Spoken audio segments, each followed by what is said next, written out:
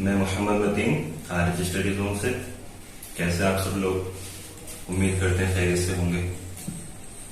तो आज हम शुरू करने जा रहे हैं केमिस्ट्री 10th क्लास की केमिस्ट्री के first chapter chemical reactions and equations को।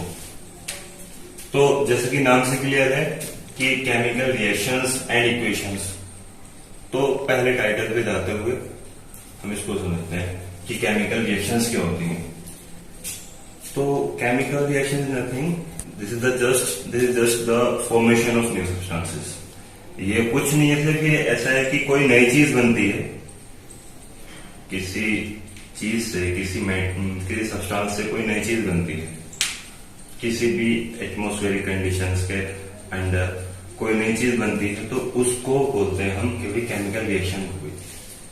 अब इसी के साथ साथ केमिकल इक्वेशन, ये क्या होता है? इक्वेशंस आपने मैथ में सीखा होगा, जैसे कि एक इक्वेशन है 2 + 3 makes 2 and 3 make 5। तो हम जानते हैं कि 2 और 3 5 होते हैं, ठीक है। हमने सिंपली एक स्टेटमेंट दिया कि भाई 2 और 3 जो होते हैं 5 होते हैं। ये क्या है? यानी 2 और 3 ने मिलकर 5 बनाया। 5 नहीं था पहले, 2 और 3 मिले तब 5 बना। तो इस तरह ये चीज प्रोड्यूस हुई, है ना। अब जो हमने बात करी कि ये चीज नई चीज बनी ना, 2 और 3 मिलकर 5 बन गए। अब इसी चीज को हम एक लाइन में एक मैथमेटिकल रिलेशन के तौर पर दिखा दें, इसे बोलते हैं इक्वेशन।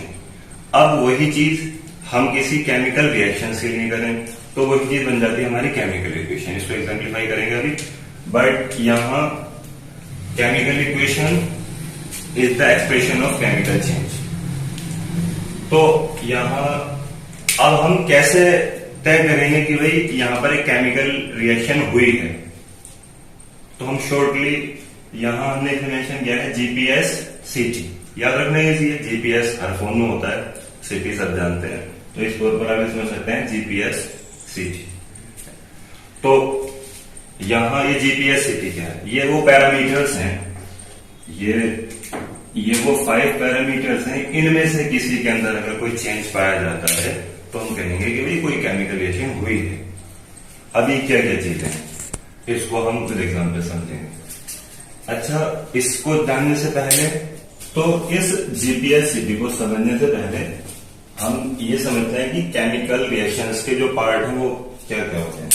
तो केमिकल रिएक्शंस के जो पार्ट हैं वो मेन 2 पार्ट्स हैं। फर्स्ट वन इज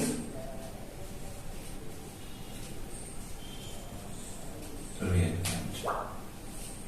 रिएक्टेंट जो भी हो, जब रिएक्शन हो जाती है, उन रिएक्टेंट से जो बनकर के प्रोड्यूस होता है, जो तैयार होता है, उसे बोलते हैं हम प्रोडक्ट।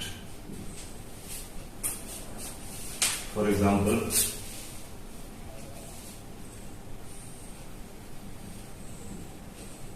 मिल्क,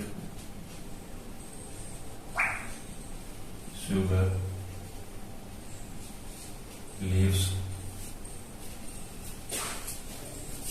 इसका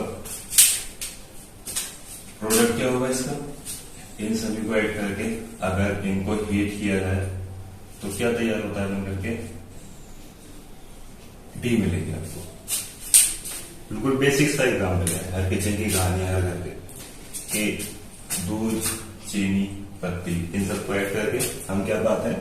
टी मिलती है। तो हमने जो भी चीजें ली हैं उसको बोलते हैं रिएक्टेंट्स, और इनको समअप करके आफ्टर रिएक्शन जो कुछ भी बन करके तैयार हुआ है उसे बोलते हैं प्रोडक्ट। इसको हम किसी केमिकली इक्वेशन से समझते हैं। जैसे हम अगर ड्राई लाइन में वाटर मिलाते हैं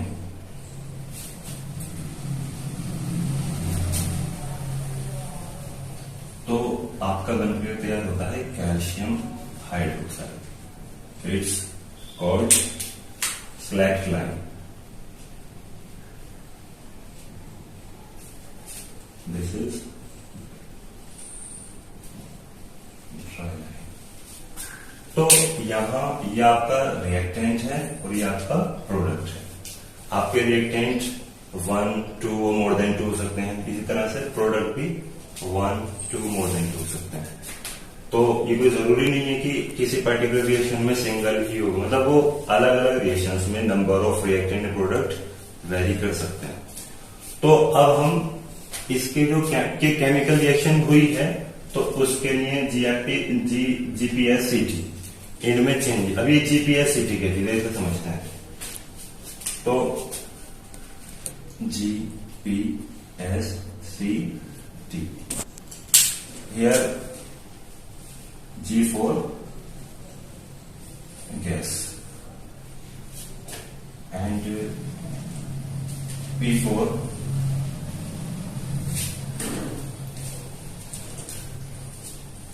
precipitate।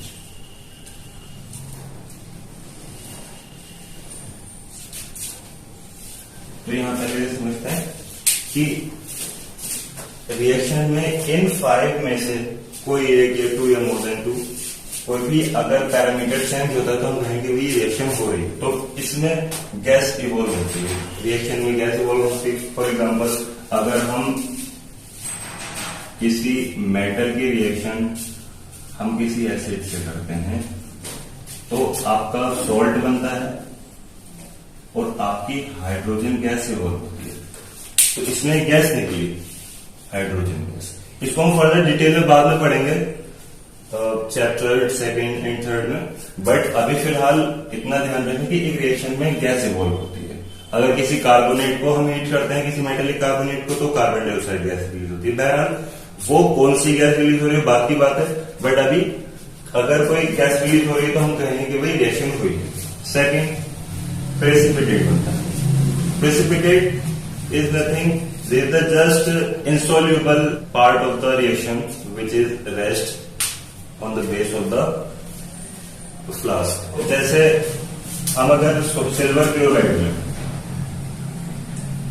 सिल्वर नाइट्रेट के सॉल्यूशन में जब हम NaCl सोडियम क्लोराइड यानी कि कॉमन सॉल्ट उसमें डिसॉल्व करते हैं तो आपका एक व्हाइट कलर का इनसोल्यूबल सब्सटेंस नीचे सेटल डाउन हो जाता है, तो वो हमें मिल जाता है। जैसे कि अगर हम इससे एग्जाम्पलीफाई करें तो जब हम चाय को छानते हैं, टी को छानते हैं, तो नीचे मतलब उसमें जो पत्ती सेटल डाउन होती है वो इंसोल्यूबल होती है, जाहिर सी बात है। अगर हम बिना छाने कप में वो कर लें, टी को सर्व कर लें, तो नीचे पत्ती सेटल डाउन हो जाती है।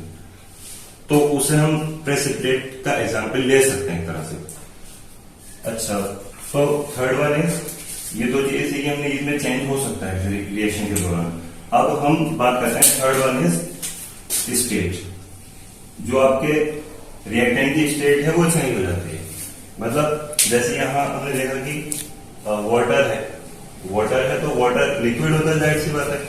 उसकी स्टेट का एग्जिस्टेंस ही खत्म हो गया, वो क्या बन गया, सॉलिड बन गया वो, ठीक है ना, इसमें शामिल हो गया वो। ऐसे ही ये कहें कि जो हमारी इसमें शुगर थी वो क्या लिक्विफाई होकर टी में लिक्विफाई हो गई, तो स्टेट भी चेंज हो जाती है एक रिएक्शन के दौरान। और फोर्थ वन इज कलर। तो किसी भी रिएक्टेंट का कलर भी चेंज हो जाता है। फॉर एग्जाम्पल मिल्क का कलर क्या होता है, टी का कलर क्या होता है, आप क्लियर है बिल्कुल। Fifth one is temperature. तो एक रिएक्शन के दौरान टेम्परेचर भी मैटर करता है, टेम्परेचर बदलता है। रिएक्टेंट के कंपैरिजन में प्रोडक्ट का टेम्परेचर कम या ज्यादा हो सकता है, तो टेम्परेचर भी वेरी करता है। फॉर एग्जांपल ये टी प्रिपेयर होने से पहले इन सब के कॉम्बिनेशन का टेम्परेचर क्या था, टी बनने के बाद में टी का टेम्परेचर क्या है, तो टेम्परेचर भी इंक्रीज या डिक्रीज हो सकता है। तो फिफ्थ वन इज, ये वो 5 फैक्टर्स हैं। इनमें से अगर हम किसी चीज में चेंज देखें तो हम कह सकते हैं कि सारी एक केमिकल रिएक्शन हुई है। अब इसके बाद आफ्टर दिस, अब ये तो हमारे सामने क्लियर है कि एक बात हमने कही कि रिएक्शंस और इक्वेशन एक साथ हम क्लियर कर सकते हैं, वो ये कि इस चीज को मिलाकर के ये बना, ये नई चीज बनी, चलो एक रिएक्शन हो गया। अब इसका हमने जो रिप्रेजेंटेशन किया है यही आपकी केमिकल इक्वेशन है। तो अब हम चलते हैं नेक्स्ट टॉपिक की तरफ, वो है बैलेंस्ड केमिकल इक्वेशन। अब ये बैलेंस्ड केमिकल इक्वेशन क्या होती है इसको जानते हैं। तो इस चीज के लिए इसकी मतलब एंड के बैलेंस्ड केमिकल इक्वेशंस क्या होती है? बैलेंस्ड केमिकल इक्वेशन में हमारे जो आपका जो रिएक्टेंट है और जो आपका प्रोडक्ट है, इसमें ये कंपाउंड ये है, कंपाउंड ये है, कंपाउंड ये, बहरहाल किस कंपाउंड किसी भी कंपाउंड में बैठे हुए हैं आपके एलिमेंट, उन सभी एलिमेंट के जो आपके एटम्स है वो इधर भी जितने इधर होंगे उतने ही इधर होंगे, तो हम कहेंगे सारी बैलेंस्ड इक्वेशन है, अदरवाइज वो इनबैलेंस्ड। तो अभी यहां क्या है?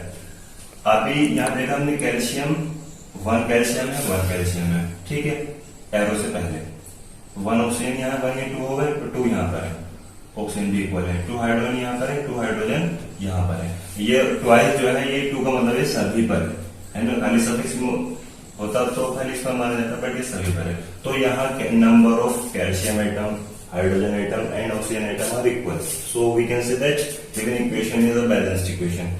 तो हम इसको डिफाइन कैसे कर सकते हैं कि a chemical equation is said to be a balanced equation if the number of atom in both the side in reactant and product are equal। अगर दोनों साइड में आपके नंबर ऑफ एटम इक्वल है तो बैलेंस्ड इक्वेशन कहलाएगी चीज। तो आगे इसको बैलेंस कैसे किया जा रहा है? जैसे भी यहाँ पर ये आप देख रहे हैं कि यहाँ सोडियम मतलब नाइट्रोजन के 2 एटम्स हैं, यहाँ 1 है, तो हमने चलो इसको तो डायरेक्टली अभी ऐसे ही लगा दिया, ठीक है। ये हुआ कैसे? इसको हमने बैलेंस कैसे कर लिया, इस चीज के बारे में हम नेक्स्ट वीडियो में कवर करेंगे इस चीज को। अभी के लिए सिर्फ इतना ही, बाकी मिलते हैं आपसे नेक्स्ट वीडियो में। तब तक के लिए अपना ख्याल रखिएगा, और अगर कोई क्वेरी हो तो आप नीचे कमेंट बॉक्स में पूछ सकते हैं, बाकी हमें इंस्टाग्राम पर डीएम कर सकते हैं।